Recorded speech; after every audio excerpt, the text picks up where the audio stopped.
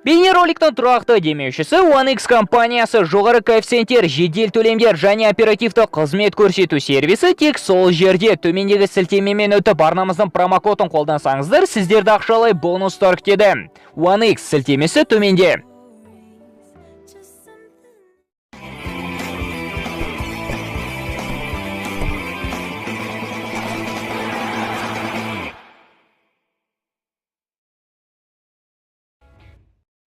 Қазақстан ұлттық құрамасының шабуылшысы Бахтияр Зайнуддинов итальяндық Аталанта сапына ауысады. Серхио Агуэро Манчестер Ситиден ресми түрде кететін болды. Ал Барселонаның шабуылшысы Лионель Месси Барса тарихындағы үздік ойыншылар сауалнамасында небәрі екінші орынға жайғасты.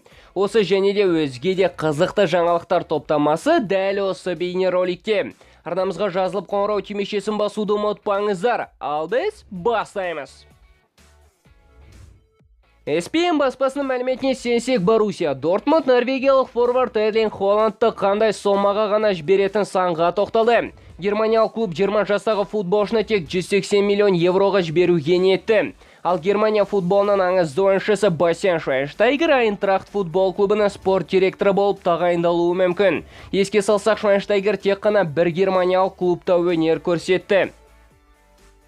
Ля Газета делла Спорт баспасының ақпаратына сенсек, Джанлуиджи Буффон осы жазда Туриндық Ювентустан кетуге ниетті. 43 жастағы қақпашы өзіне ойын практикасын беретін клубтардан ұсыныс күтетін болады.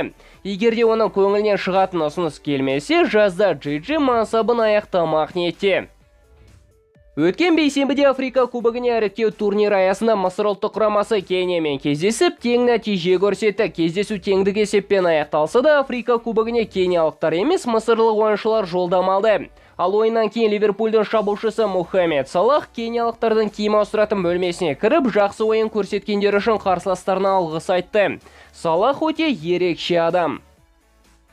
Туриндық Ювентустың бас бапкері Андреа Пирло маусым аяқталған соң клубтан кетуі мүмкін. Туриндық клубтың басшылары маусым соңында бапкердің жетістіктеріне көз жүгіртіп, онымен болашақта өзгерістер жасай алатынына көздері жету керек. Ал кезекті итальяндық клуб Интер болса, нәтижелері мен ойыншыларын емес, клубтың эмблемасын өзгертіп әлек. Миландық команданың жаңа логотипі енді осындай нақышта болмақ. Бара-бара Volkswagen болып кетпесе болды.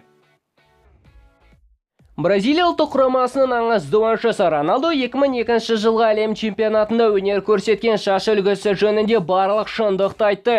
Бұл деген өте құнсыз үлгі болды. Маған еліктеп шаштарын дәл осылай алдыртқан барлық балақайлардың ата-аналарынан кешірім сұраймын. Мен сол сәтте ауыр жарақат алып, турнирге қатыспауымда мүмкін еді. Шашымды дәл осылай алдыртып, әріптестерінің пікірін сұрағанда олар бұл өте нашар екенін айтты. Алайда менің басты мақсатым барлығының назарын менің алған жарақатыма емес, шаш үлгіме аудару болды.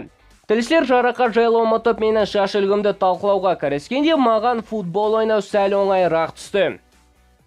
Аргентина ұлттық құрамасы мен Манчестер Ситидің шабуылшысы Серхио Агуэро маусым аяқтала клубтан кететін болды. Бұл жөнінде футболшының өзі және ағылшындық клубтың ресми сайты мәлімдеме жасады. Бұдан бөлек Манчестер Ситидің ресми парақшасы клубтың алаңының жанына Агуэроның мүсінін орнататынын жазды. Бұған дейін ағылшындар Висент Компани мен Давид Силваның да ескерткішін орнатқан болатын. Еске салсақ, Серхио Сити сапында 10 жыл өткізіп, 10 жүлденің жеңімпазы болды. Еңбегі сіңгеніне күмәніміз жоқ әрине. The Mirror баспасы Барселона жанкүйерлері арасында жүргізген сауалнама бойынша клуб тарихындағы ең үздік ойыншылар ондығы белгілі болды. Кестен аргентиналық футбол аңызы Диего Марадона тізгіндеді. Ал Барса тарихындағы үздік сүрмерген және барлық көрсеткіш бойынша рекордсмен Лео Месси небәрі екінші орынға жайғасты. Тізімге олардан бөлек Рональдиньо, Кройф, Иньеста, Хави, Суарес, Роналдо, Пике және Пуйол кірді. Қазақстан ұлттық құрамасы мен ЦСКА футбол клубының ойыншысы Бахтияр Зайнуддинов итальяндық Аталантаның назарына ілікті. Ойыншының жеке агенті ақпаратты растады, бірақ бірінші кезекте ЦСКАға ресми ұсыныс жасалуы маңызды нәрсе екенін айтты.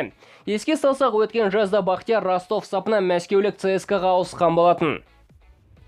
Дауға толы Сербия-Португалия ойынынан кейін Криштиану Роналдудың жерге лақтырған повязкасын алаңның қызметкерлерінің бірі алып аукционға сатылымға қойды. Түскен қаражат 6 айлық Гаврило Джурджавич атты сербиялық сәбидің қатерлі аурудан емделуіне жұмсалады. Қазіргі таңда Лимундо порталында сатылымда тұрған повязканың бастапқы құны 3000 евроны құрайды.